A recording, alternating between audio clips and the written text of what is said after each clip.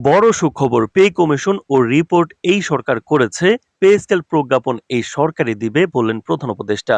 তো দর্শক, নবম পে স্কেলের আজকের সবচেয়ে বড় নিউজটি শেষ পর্যন্ত দেখুন এবং শুরুতেই চ্যানেলটি সাবস্ক্রাইব করে রাখুন পরবর্তীতে নবম পে স্কেলের সকল আপডেট সবার আগে পেতে। তো দর্শক, সরকারি চাকরিজীবীদের দীর্ঘদিনের অপেক্ষার পর অবশেষে সরকারের উচ্চ পর্যায়ের প্রশাসনিক সিদ্ধান্ত এসেছে। পে কমিশন গঠন, পে স্কেল রিপোর্ট প্রণয়ন এবং সেই রিপোর্টের ভিত্তিতে প্রজ্ঞাপন জারির বিষয়ে স্পষ্ট ও দৃঢ় অবস্থান জানালেন প্রধান উপদেষ্টা। তিনি জানালেন, পে কমিশন এবং সংশ্লিষ্ট রিপোর্ট এই সরকারের আমলেই প্রস্তুত হয়েছে, তাই পে স্কেল প্রজ্ঞাপনও এই সরকারই দেবে। প্রধান উপদেষ্টা বলেন, সরকারি কর্মকর্তা ও কর্মচারীরা দীর্ঘদিন ধরে একটি বাস্তবসম্মত ও সময়োপযোগী বেতন কাঠামোর প্রত্যাশায় ছিলেন। বর্তমান বাজার মূল্যস্ফীতি, জীবনযাত্রার ব্যয় এবং সামাজিক বাস্তবতা বিবেচনায় রেখে পে কমিশন গঠন করা হয়েছিল। কমিশন বিস্তারিত তথ্য উপাত্ত সংগ্রহ, বিভিন্ন শ্রেণী পেশার কর্মচারীদের মতামত গ্রহণ এবং আন্তর্জাতিক মানদণ্ড বিশ্লেষণ করে যে রিপোর্ট দিয়েছে তা কোনো হঠকারী সিদ্ধান্ত নয়। এই রিপোর্ট বাস্তবায়ন করা সরকারের নৈতিক দায়িত্ব এবং প্রশাসনিক দায়বদ্ধতার অংশ।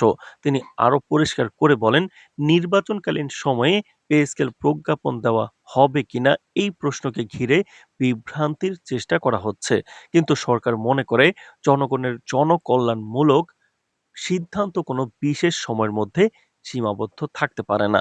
যেহেতু পে কমিশন গঠন থেকে রিপোর্ট চূড়ান্ত করা পর্যন্ত পুরো প্রক্রিয়াটি এই সরকারের আমলেই সম্পন্ন হয়েছে, তাই এর যৌক্তিক পরিণতি হিসেবে প্রজ্ঞাপন জারির দায়িত্ব এই সরকারই গ্রহণ করবে। সরকারি প্রশাসনের অভ্যন্তরীণ সূত্র জানায়, পে স্কেল বাস্তবায়নের ক্ষেত্রে সরকার ধাপে ধাপে অগ্রসর হবে। তো দর্শক, ভিডিওটির এই মুহূর্ত পর্যন্ত যারা দেখছেন চ্যানেলটি সাবস্ক্রাইব করে রাখুন পরবর্তীতে নবম পে স্কেলের সকল আপডেট সবার আগে পেতে। তো দর্শক, প্রথমে প্রজ্ঞাপন জারি করে কাঠামোগত দিকগুলো স্পষ্ট করা হবে। এরপর আর্থিক ব্যবস্থাপনা, বাজেট সমন্বয় এবং বাস্তব প্রয়োগের বিষয়গুলো কার্যকর করা হবে। এতে করে সরকারি কর্মচারীরা নিশ্চিত বার্তা পাবেন এবং রাষ্ট্রীয় অর্থনীতির উপর অযথা চাপও পড়বে না। এ বিষয়ে বিশ্লেষকরা মনে করছেন, নতুন বেতন কাঠামো শুধু অর্থনৈতিক সুবিধা নয়, এটি একটি প্রশাসনিক সংস্কারের অংশ। প্রজ্ঞাপনের মাধ্যমে সরকারি কর্মকর্তা ও কর্মচারীদের মধ্যে দক্ষতা, দায়বদ্ধতা এবং কাজের মান উন্নয়নের দিকে সরকারের দৃষ্টি থাকবে। প্রধান উপদেষ্টা বলেন, একই সঙ্গে যে দীর্ঘদিনের বৈষম্যের অভিযোগ রয়েছে তা দূর করার দিকেও আমরা গুরুত্ব দিচ্ছি। পে স্কেল রিপোর্টের সুপারিশগুলো সেই লক্ষ্যেই প্রণীত হয়েছে। চাকরিজীবীদের মধ্যে নতুন করে আশার সঞ্চার হয়েছে। অনেকেই বলছেন, দীর্ঘদিনের অপেক্ষার পর অবশেষে সরকার আমাদের অর্থনৈতিক নিরাপত্তার বিষয়ে দৃঢ় বার্তা দিয়েছে। পে স্কেল প্রজ্ঞাপন জারি হলে আমাদের বেতন কাঠামো আরও স্বচ্ছ, কার্যকর এবং ন্যায্য হবে। সরকারি কর্মকর্তা মহলও প্রধান উপদেষ্টার বক্তব্যকে ইতিবাচক হিসেবে দেখছে। তারা জানাচ্ছেন, এই স্পষ্ট অবস্থান পে স্কেল বাস্তবায়নের প্রক্রিয়াকে দ্রুত এবং সুসংগঠিত করার পথ খুলে দিয়েছে। অর্থনৈতিক বিশ্লেষকরা মনে করছেন, সরকারি খাতে নতুন বেতন কাঠামোর ফলে কর্মক্ষমতা ও উদ্ভাবন বৃদ্ধির সম্ভাবনা রয়েছে।